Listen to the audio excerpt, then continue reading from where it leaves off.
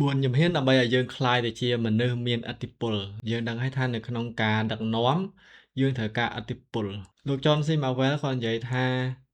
ភាពជាអ្នកដឹកនាំគឺឥទ្ធិពលមានន័យថាម៉េចមានន័យថានៅពេលដែលយើងមានឥទ្ធិពលទៅលើនរណាម្នាក់យើងនឹងក្លាយទៅជាអ្នកដឹកនាំហើយមិនសំខាន់ទៅលើមុខតំណែងរបស់យើងមិនសំខាន់ទៅលើតួនាទីនិងភារកិច្ចរបស់យើងឯងខ្ញុំឧទាហរណ៍ថាមិត្តភក្តិ2នាក់ដែលគាត់ម្នាក់មានឥទ្ធិពលទៅលើម្នាក់ទៀតមានន័យថាម្នាក់ទៀតនិយាយទៅតែងតែគេស្ដាប់ហើយម្នាក់ទៀតនិយាយទៅហើយតែងតែស្ដាប់គេមានន័យថាម្នាក់ដែលនិយាយទៅតែងតែគេស្ដាប់ហ្នឹងគឺជាអ្នកដឹកនាំដូច្នេះថ្ងៃនេះខ្ញុំលើកនៅធ្វើម៉េចដើម្បីឲ្យយើងក្លាយទៅជាមនុស្សដែលមានឥទ្ធិពលចំណុចទី1គឺយើងត្រូវតែជាមនុស្សគំរូគេ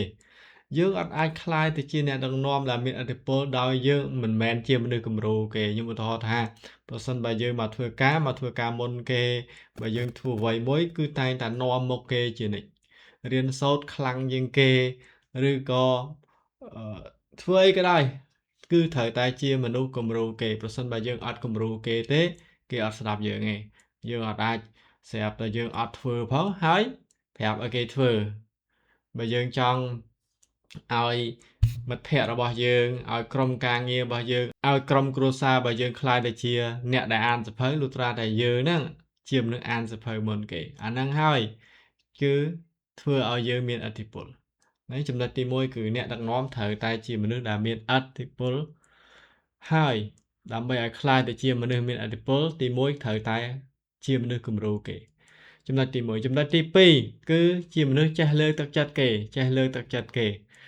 យើងដឹងហើយថាមនុស្សយើងម្នាក់ៗនៅពេលដែលគាត់ជួបបញ្ហាជាច្រើនគាត់ត្រូវការតែមួយគត់គឺលើកទឹកចិត្តជួនកាលពាក្យលើកទឹកចិត្តយើងមួយម៉ាត់ចំពោះមនុស្សម្នាក់ហ្នឹងណាធ្វើឲ្យជីវិតគាត់អាចផ្លាស់ប្ដូរក៏បានធ្វើឲ្យគាត់អាចបន្តដំណើរទៅមុខទៀតក៏បានដែរដូច្នេះទោះបីជាខ្លួនឯងនឹងពិបាកយ៉ាងណាក៏ដោយខ្លួនឯងនឹងជួបរឿងច្រើនយ៉ាងណាក៏ដោយអ្វីដែលបងប្អូនត្រូវធ្វើគឺនៅពេលដែលជួបនរណាម្នាក់បងប្អូនត្រូវចេះប្រើពាក្យលើកទឹកចិត្តកុំប្រើពាក្យបំបាក់ទឹកចិត្តជួនកាលយើងទៅបំបាក់ទឹកចិត្តគ្នាថែមឬក៏ប្រើពាក្យដើម្បីឲ្យគ្នាកាន់តែពិបាកចិត្តថែមទៀតឬក៏បាក់ទឹកចិត្តថែមទៀតអត់ល្អយើងត្រូវតែជាមនុស្សចេះលើកទឹកចិត្តគេពាក្យពេចន៍ទាំងឡាយនិយាយទៅធ្វើឲ្យមនុស្សដែលជួបយើងគាត់ទទួលអារម្មណ៍មួយថាបានទទួលការលើកទឹកចិត្តចំពោះខ្ញុំវិញនៅក្នុងបេសកកម្មនៅក្នុងជីវិតរបស់ខ្ញុំគឺជួបនរណាខ្ញុំតែងតែលើកទឹកចិត្តអ្នកនោះខ្ញុំរកវិធីដើម្បីលើកទឹកចិត្តឲ្យគាត់អាចបន្តដំណើរទៅមុខទៀតអាហ្នឹងហើយដែលធ្វើឲ្យយើងក្លាយទៅជាមនុស្សដែលមានឥទ្ធិពលចំណុចទី3ដើម្បីឲ្យយើងក្លាយទៅជាមនុស្សមានឥទ្ធិពលផងដែរនោះគឺយើងត្រូវតែជាមនុស្សដែលអាចបង្រៀនគេណែនាំគេបង្រៀនគេណែនាំគេមានន័យថាម៉េចយើងជាគំរូគេហើយយើងពូកែលើកទឹកចិត្តហើយយើងត្រូវតែចេះបរៀនគេមានបងប្អូនជាច្រើនសួរខ្ញុំថាបើខ្ញុំអត់ចេះផងធ្វើម៉េចដើម្បីអាចបរៀនគេបានខ្ញុំនិយាយតែមួយម៉ាត់ទេគឺមានប៉ុណ្ណាឲ្យគេប៉ុណ្ណឹងទៅ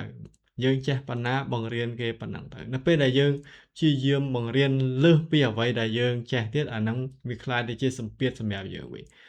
យើងឲ្យអ្វីទៅនរណាម្នាក់សម្រាប់តែយើងមានប៉ុណ្ណោះដូច្នេះបងប្អូនត្រូវចាំថា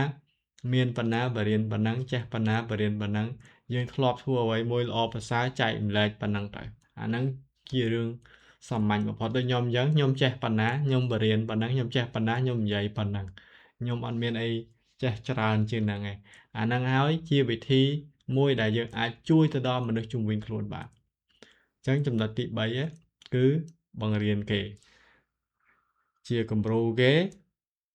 ចេះលើកទឹកចិត្តគេបង្រៀនគេចំណុចទី4គឺត្រូវតែបង្កើតមនុស្សឲ្យដូចយើងឲ្យបានច្រើនមានន័យថាបង្កើតមនុស្សដែលជាគំរូគេបង្កើតមនុស្សដែលចេះលើកទឹកចិត្តគេបង្កើតមនុស្សដែលចេះបង្រៀនគេនឹងឲ្យបានច្រើនព្រោះអីជួនកាលយើងធ្វើម្នាក់ឯងធ្វើអត់អស់ទេឬក៏ធ្វើបានចំនួនណាមួយយ៉ាងម៉េចខ្ញុំចេញវីដេអូនោះមួយមនុស្សមើលបានតែខ្លាំង10000នាក់ឯងប៉ុន្តែនៅពេលដែលយើងបង្កើតមនុស្សឲ្យដូចយើងចេះចែកម្លែកឲ្យដូចយើងឲ្យបានកាន់តែច្រើនទៀតធ្វើឲ្យសង្គមរបស់យើងប្រទេសជាតិរបស់យើងកាន់តែរីកចម្រើនថែមទៀតដូច្នេះចំណុចទី4គឺត្រូវតែជាមនុស្សដែលជាគំរូគេដូច្នេះសរុបមកមាន4គឺជាគំរូគេចេះលើកទឹកចិត្តគេចេះបង្រៀនគេហើយបន្ទាប់មកបង្កើតមនុស្សឲ្យដូចយើងឲ្យបានច្រើនប្រសិនបើបងប្អូនមាន ចំណាប់អារម្មណ៍ចង់អភិវឌ្ឍភាពជាអ្នកដឹកនាំរបស់បងប្អូនអាចចូលរួមក្នុងកម្មវិធីខ្ញុំបានដែលយើងឲ្យឈ្មោះថាកម្មវិធីអភិវឌ្ឍភាពជាអ្នកដឹកនាំដែលយើងធ្វើជារៀងរាល់ថ្ងៃអង្គារវេលាម៉ោង 5 កន្លះដល់ម៉ោង 8 អរគុណច្រើន